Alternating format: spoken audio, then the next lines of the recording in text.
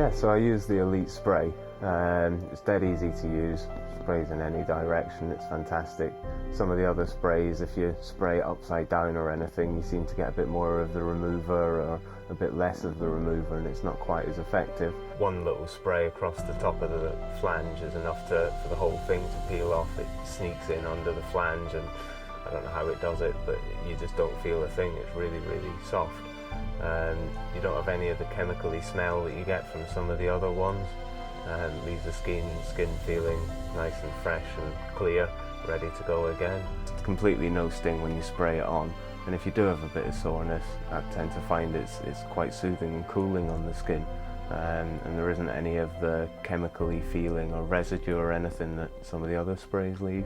The Elite spray really gets rid of all the sticky residue that can sometimes be left under a bag, and gets rid of all of it, all the little black marks, everything really easily, and some of the other sprays don't quite get the fine film of residue off.